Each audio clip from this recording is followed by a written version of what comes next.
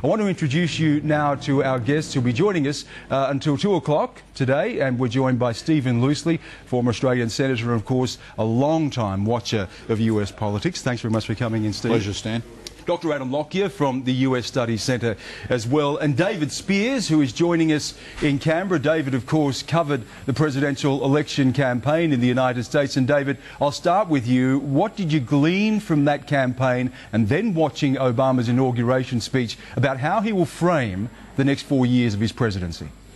Well, I think this is going to be an interesting speech, and it's always, I think, interesting after an inauguration address to then follow up really only some weeks later with a State of the Union, and that's what we're going to see here. They are different sorts of speeches, though, thematic in the inaugural. This, I think, will get down to more of the tin tacks, and there'll be a few things I'm really going to look for here. Obviously, it's going to be a lot about the economy, jobs, and trying to generate that middle-class economic activity, and that's what Americans want to see detailed. In particular, it'll be interesting to see the tone, the sort of shots that he takes across the aisle at the Republicans in this speech that will be sitting there in the audience. This is a speech, a State of the Union, not just to the millions of people watching at home, but very much to those sitting in Congress as well. So it'll be interesting to see how strong he goes in his rhetoric there in a Congress that was so bitterly divided in his first term in office. I think gun control's another one. We have to see more detail from the President on that, but also the environment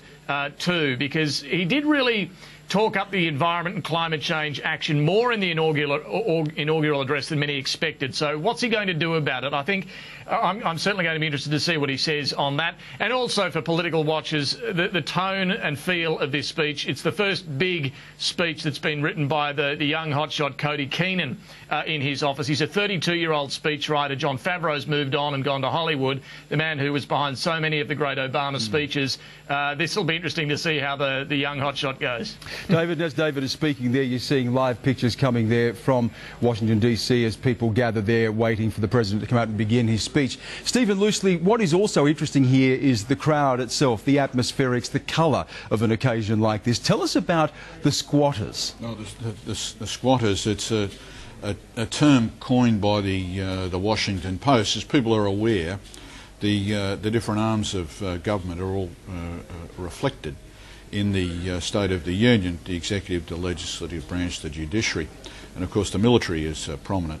But what people might not realise is that the people who shake the President's hand as he comes in are referred to as the State of the Union squatters. They're congressmen and I'm sure congresswomen who sit 6 or 7 hours in those aisle seats, 7 hours, claim them very early, and do their correspondence, read their reports, have coffee and muffins with their fellows just to shake the presidential hand.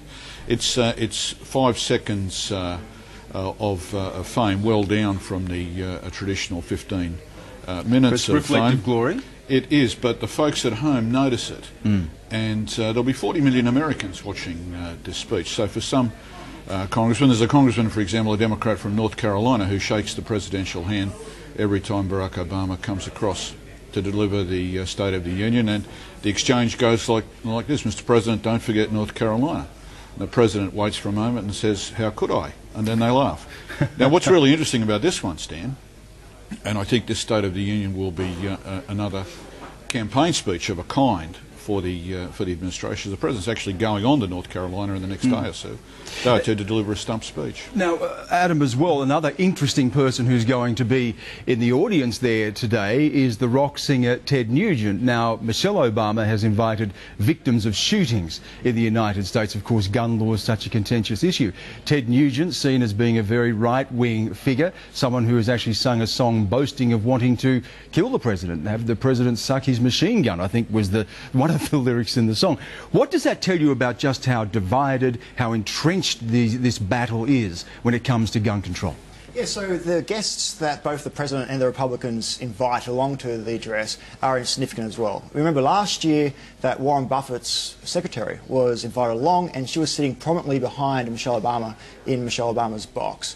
And then when the President was giving this speech, he addressed her directly and in terms of tax breaks, and Warren Buffett's secretary was paying less than Warren Buffett himself. So who the Republicans and the Democrats invite along as guests become like a public face, become able to put a face to many of these policies.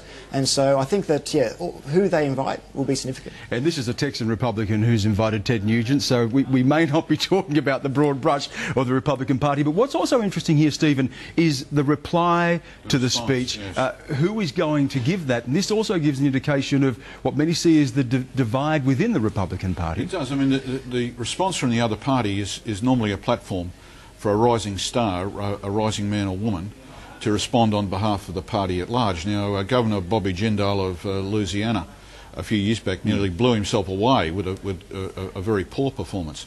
This time, officially, the Republican response is to be delivered by Senator Marco Rubio of Florida. I think he's on the front page of Time magazine this week, has been seen as the great hope. He is indeed. And given the Republican Party's dismal electoral performance with Hispanics and Latinos, it's an intelligent gesture. However, the Tea Party has tapped Senator Rand Paul of Kentucky to deliver their response. So there'll be two Republican responses. You can imagine the gulf between the two. Rand Paul being the son of Ron Paul, the perennial libertarian candidate for president of the United States, who, from memory, is still a congressman from Texas. So you're going to have two alternative visions from the Republican Party, and that makes it much easier for the president to manoeuvre and drive his agenda, and he will have an agenda in this speech. And we're just watching now, guns and other things. Just watching these live pictures coming through, and you can see John Boehner there, the leader of the House, who is tasked with this job of trying to actually unite the various factions of the Republican Party. And if there is going to be any grand bargain, as they talk about it, with the Democrats, with the president, particularly when it comes to the economy, then it's going to have to be driven by him as well. And you can see standing next to him there, the Vice President, Joseph Biden. Let's bring back in David Spears now. David, we talked about this divide and the recalcitrance of the Republican Party. In the inauguration speech, it was very much about Obama trying to cast them as being out of step with mainstream America, out of step on climate change, out of step on abortion, out of step on immigration, out of step on guns. The party of old white men, if you like. Do you think we're going to see the same type of tone here, or given the issues he's going to have to negotiate with, will we see some sort of an attempt to reach across to them? Well, this is the great vulnerability for the Republicans, isn't it? And we saw that in the election result last year. They haven't kept up with the demographic change, in particular the rise of the Hispanic vote. And, very interesting that Marco Rubio is being pushed forward by the Republicans as the face of their next generation, their new leadership, if you will, down the track. Segments of the party are aware of that. But as Stephen loosely rightly points out, this is still a very much divided party, with the Tea Party wing on the one side and those who are more pragmatic on the other.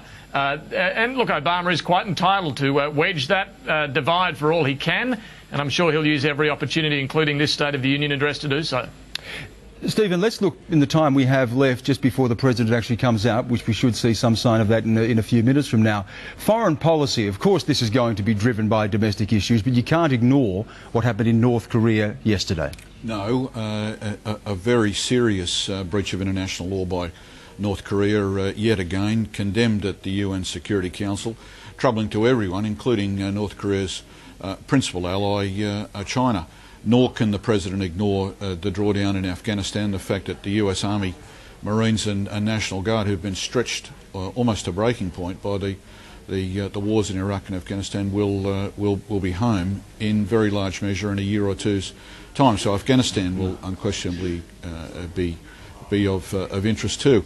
Whether or not the President refers to the rebalancing of US forces in the Pacific and Indian Ocean, the pivot is going to be of interest, but I think overwhelmingly it will be domestic in character, and it will be about the President's second-term agenda. And unlike previous presidents in this circumstance, Stan, I say again, I think this is a campaign speech. The President intends to get out and campaign. And shore up the next term for whoever comes afterwards. Precisely. I mean, he's now laughing about seeing Nancy Pelosi back as Speaker, so he's already thinking about the midterm elections could be at the end of next year. Hillary Clinton down the line as well. Adam Lockyer, foreign policy is one area, particularly in the second half of a second term in the presidency, where the President can take hold of the tiller, if you like. He can really start to shape the agenda. He's not hamstrung by domestic politics and having to win over the other side. We mentioned the pivot to Asia. What are you expecting foreign policy-wise? So he'll probably spend very little time on foreign policy today. As we mentioned, he'll mention Afghanistan. He may mention Iran and the North Korean nuclear tests as well. But he will spend relatively little time on foreign affairs this time around, and he'll wait for the midterm elections where he becomes a lame duck president. He doesn't need to push as much through Congress in order to get things done. And then that's when he'll start to spend far more time on foreign policy. Well, we are coming up to the time when we're likely to see President Obama. It's a couple of minutes to 1 now, and we're just seeing some of the justices being applauded as they come through there just ahead of the President. Of course, so much anticipation around this speech, exactly what he is going to say. There has been some talk about particularly focusing on the middle class and some of the early statements released. Let's just bring David Spears in just quickly, David, as we await the President's arrival. Well, just to pick up on the foreign policy discussion you're having, one of the things the White House has dropped, they drop a few tidbits before the speech, and one of them is that he will be announcing that 34,000 US troops will be home from Afghanistan by the end of, or within a year, so presumably by the end of this year. That's ahead of the complete withdrawal by the end of next year. So he'll be talking a bit about that. But look, no, foreign policy won't dominate too much. I think, look, he'll be under some pressure to mention Libya, which was a campaign sore for him last year, and if he doesn't, the Republicans will make a lot of that.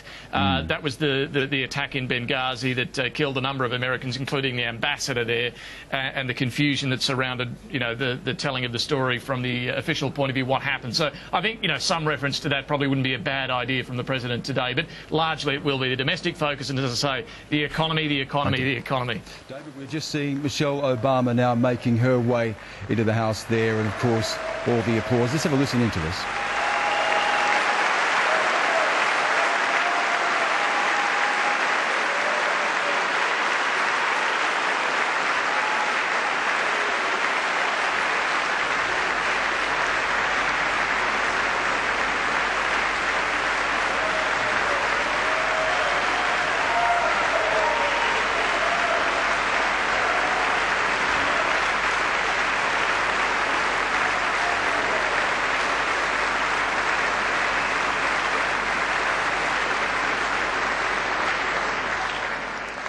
Michelle Obama, the First Lady there, coming into the House, of course, being greeted by all of the people there. And we can hear now the introduction of the President.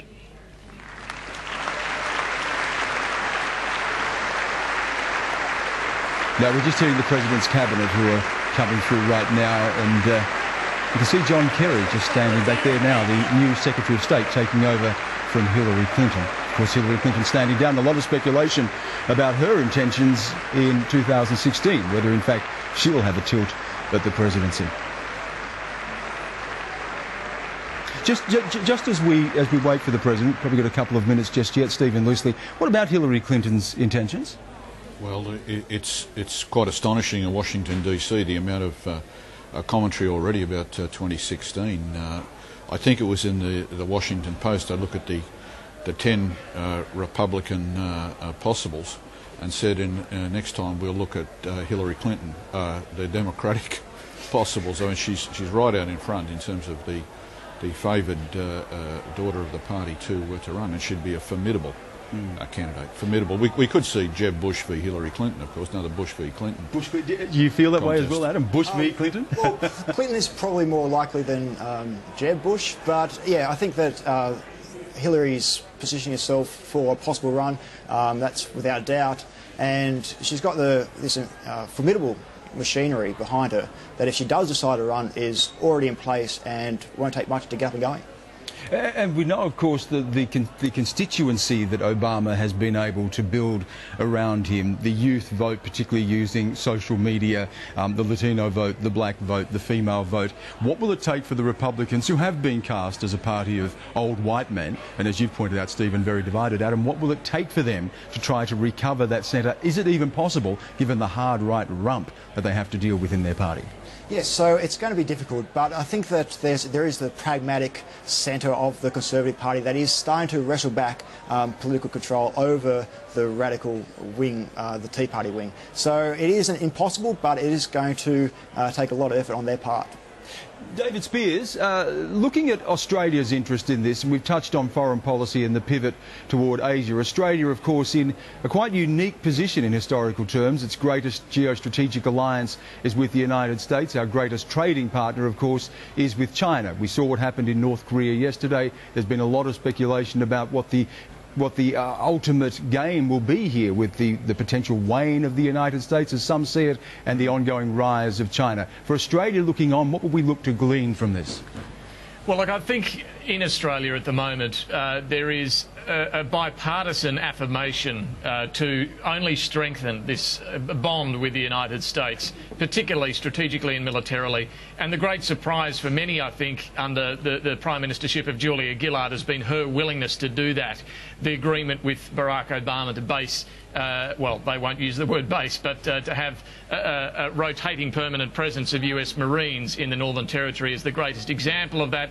Tony Abbott, who at the moment you have to say is favourite to win this year's election and become Prime Minister, has signalled a willingness to go even further with this military cooperation when it comes to further US military assets being located in Australia and in our outlying islands as well. So we're only going to see this bond, this relationship deepen, despite the fact that China is an increasingly important trade ally for Australia. There's no doubt that when it comes to picking sides, which neither side say we should do or want to do, we're making it pretty clear that certainly in terms of our military and strategic relationship, the US is going to still be number one. Stephen, loosely, we're seeing the President, of course, will be giving his State of the Union speech here in about a month from now. Xi Jinping, who is the General Secretary of the Communist Party, will be installed as President of China.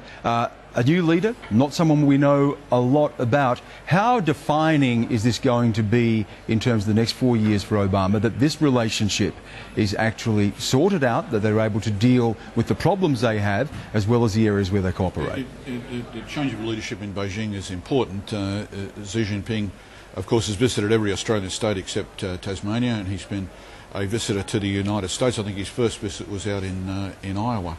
The Bush administration, the Obama administration, I think, have largely got the China relationship right.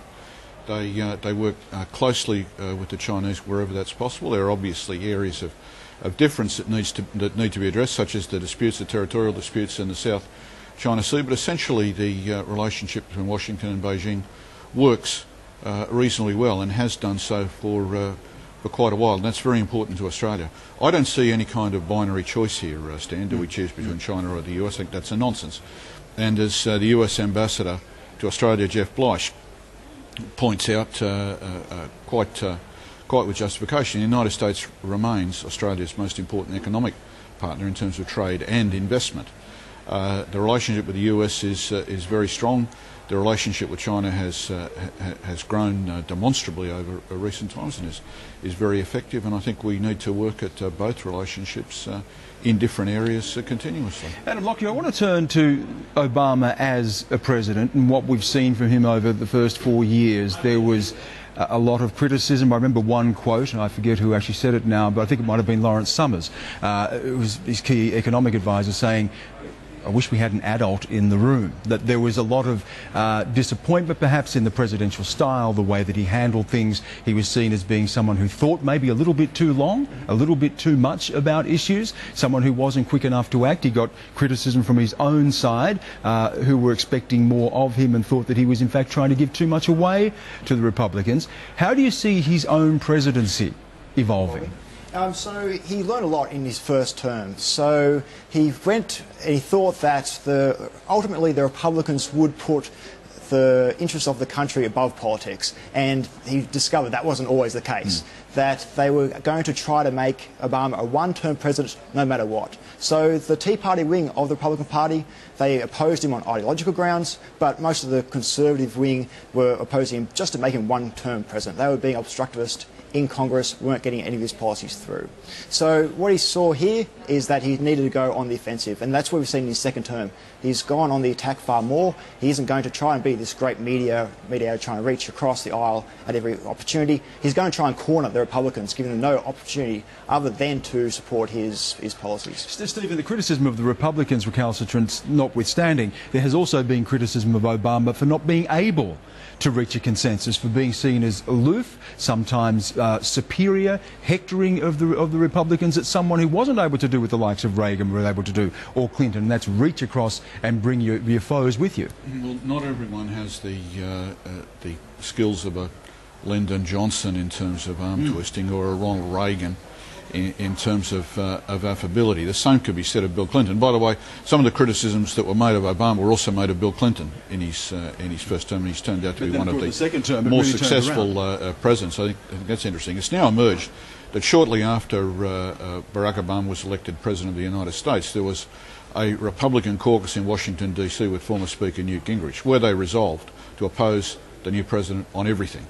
So no matter what the president endeavoured to do, reaching out, and he did. He did endeavour in the early times to reach out. It was rebuffed.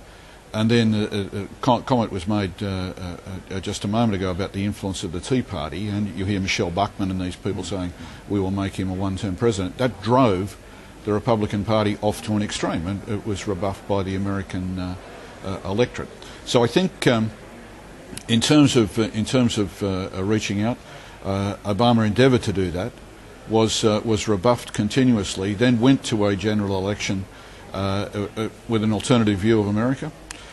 Part of that was growing the economy, and growing the economy not only out of recession but out of debt and deficit.